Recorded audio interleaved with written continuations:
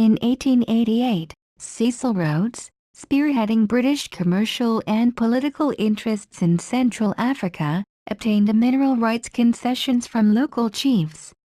In the same year, Northern and Southern Rhodesia, now Zambia and Zimbabwe, were proclaimed a British sphere of influence. In the beginning, the territory was administered by Rhodes' British South Africa Company BSAC, which showed little interest in the province and used it mainly as a source of labor. The most important factor in the colony's economy was copper, the discovery of which is due partly to an American scout, Frederick Russell Burnham, who in 1895 led and oversaw the massive Northern Territories BSA Exploration Company expedition, which established that major copper deposits existed in Central Africa. 7. Along the Kaffie River in then Northern Rhodesia, Burnham saw many similarities to copper deposits. He had worked in the United States, and he encountered natives wearing copper bracelets. 8. In 1923, the British government decided not to renew the company's charter. As a result, Southern Rhodesia was annexed formally and granted self-government in 1923. After negotiations, the administration of Northern Rhodesia was transferred to the British Colonial Office in 1924 as a protectorate, with Livingstone as capital.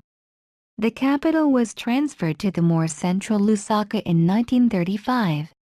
A legislative council was established, of which 5 members were elected by the small European minority, only 4,000 people, but none by the African population. Flag of Northern Rhodesia. Flag of Northern Rhodesia. In 1928, enormous copper deposits were discovered in the region, which then became known as the Copper Belt, transforming Northern Rhodesia from a prospective land of colonization for white farmers to a copper exporter. By 1938, the country produced 13% of world's copper extraction.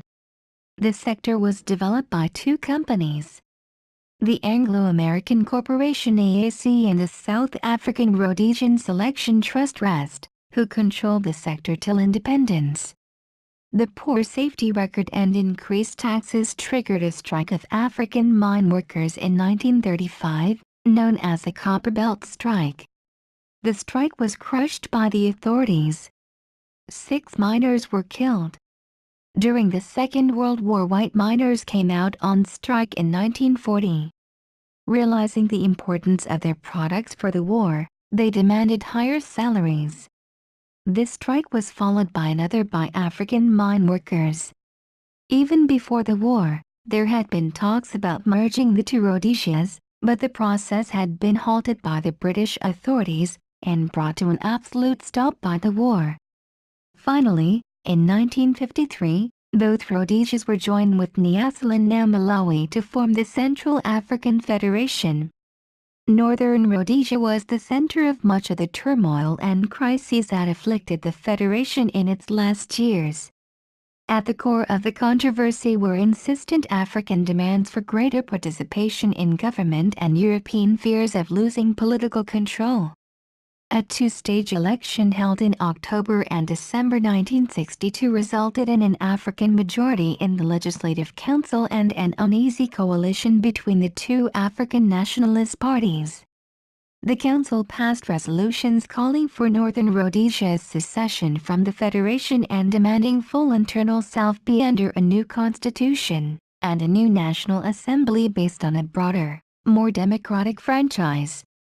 On December 31, 1963, the Federation was dissolved, and Northern Rhodesia became the Republic of Zambia on October 24, 1964.